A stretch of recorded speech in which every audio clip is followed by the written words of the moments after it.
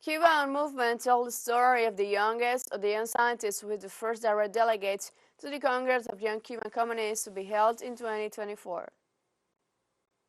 She is Karen Urrutia Perez, one of the many scientists working at Cuban prestigious International Center for Genetic Engineering and Biotechnology. She is a simple and humble youngster, showing her shyness by the time she introduced herself to the Cuban movement team.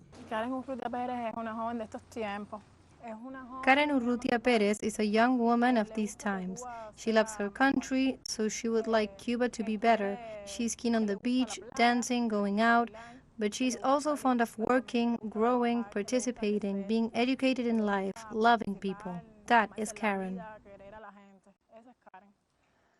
Since her parents were scientists, Karen said she and her twin sister studied pharmaceutical science as their majors, noting it could not be otherwise. They have always lived among scientists. Her parents married here as her mother with a PhD in pharmaceutical science and her father with a master's degree in biotechnological process engineering. Thus, working here has been a joy for her. Imagine being among great scientists. It's a joy, a dream come true.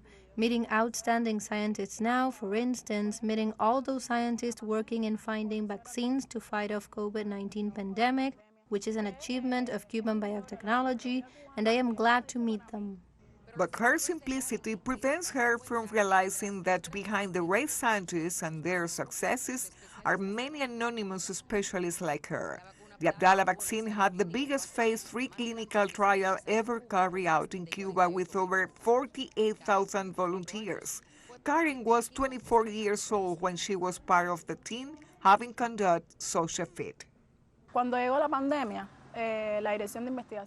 When the pandemic arrived, the Direction of Clinical Research had the mission of testing vaccines, vaccine candidates in people, which is what we did. We were giving the CGB66 vaccine candidate, which was the Abdala vaccine at that time. Then we were giving the mission to go to Santiago de Cuba to monitor the clinical trial and test the vaccine in the first human exposure.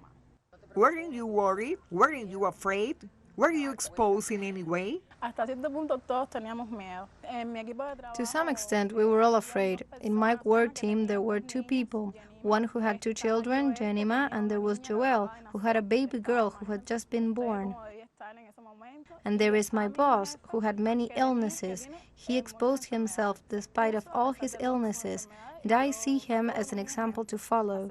And if he doesn't limit himself, neither do I. Karen is the first direct delegate to the Communist Youth Congress in 2024. She says she will bring to this event the voice of the youth who need further protagonism, in her opinion.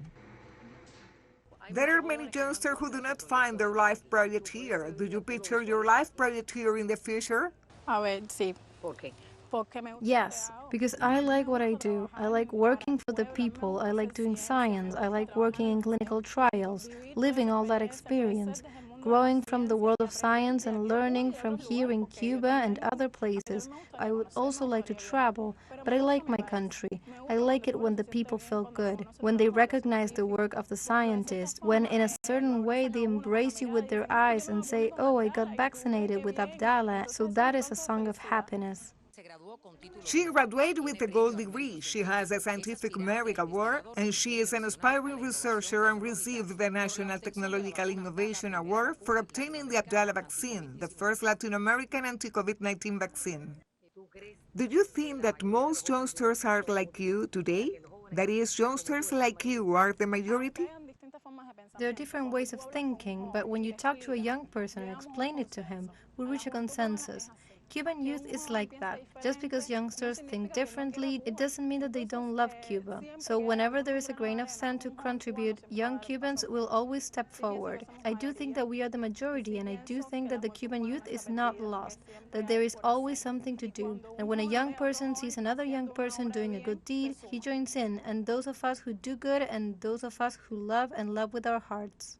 So the majority of Cuban youngsters are like you, aren't they?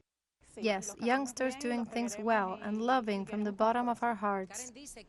She says she has many dreams. She envisions herself in the future with more important missions within biotechnology. She wants to study PhD of science, to travel to share with scientists from other countries, to practice teaching. She would love the products of her institution continue to benefit the people and that Cuba is happy. Fabiola López, teleSUR, La Habana.